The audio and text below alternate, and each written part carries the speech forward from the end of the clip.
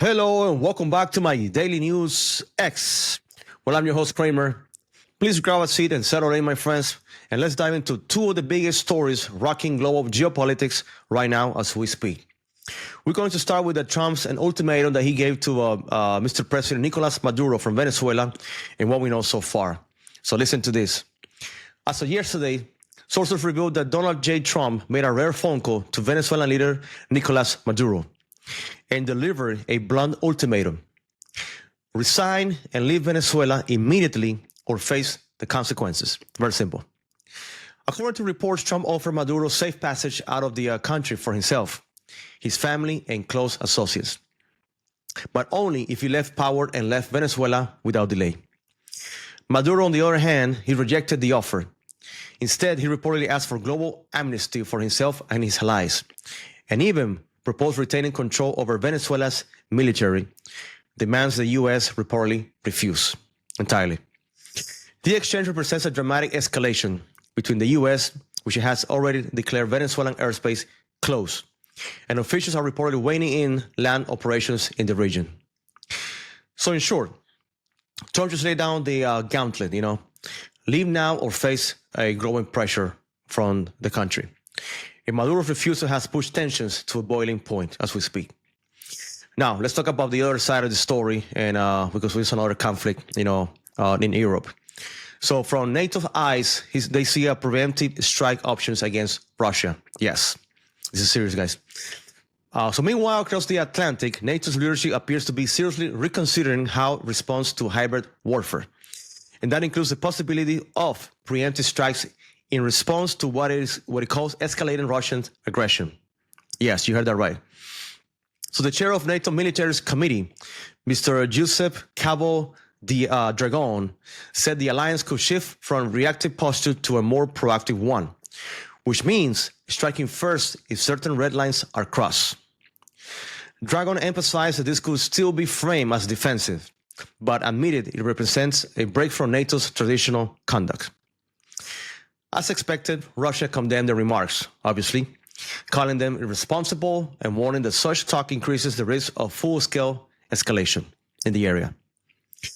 So NATO appears to be testing and teetering on paradigm shift from deterrence and reaction to possible preemptive action, a move with potentially vast consequences, if you think about it.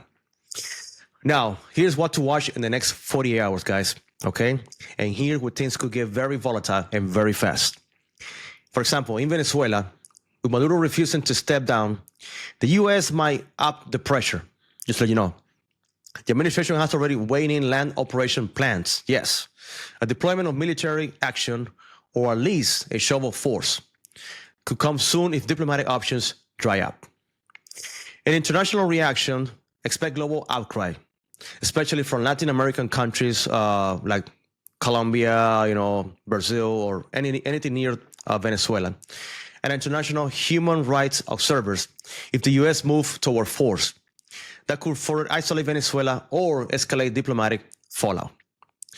Now, from the NATO and Russia side, if NATO pushes ahead with this preemptive thinking, Russia may respond aggressively, either via political retaliation or cyber attacks, or further escalation on the front lines. Already, Moscow has publicly condemned NATO's remarks, as we know it.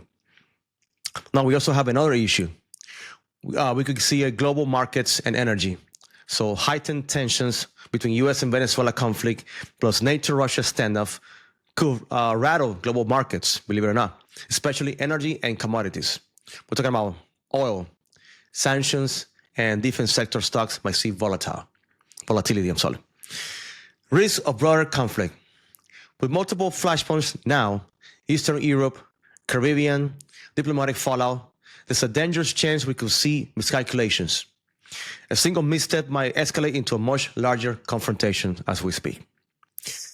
So bottom line, guys, we're living in a fraught moment right now. Yes, very fragile moment with high stakes on many fronts. From Venezuela, U.S., and Russia, Ukraine, NATO. So over the next 40 hours, global stability could shift dramatically. So watch the news, guys. So what is my final thoughts on this and what this means for you, for me, and for everyone? Well, if you think about it, we're witnessing a turning point where diplomatic ultimatums, regime change pressure, and talk of preemptive war are surfacing in a broad daylight. This isn't a distant geopolitics. No, this is decisions being made, and now they could ripple globally. All right, so stay informed, guys. Watch what allies are doing, international bodies, and what the media says, about this. And from now on, stay calm, because if tensions escalate, the war actually may feel it. Thank you for coming to my Daily News X. This is Kramer, your host, signing out. Thank you for coming, and have yourself a great day.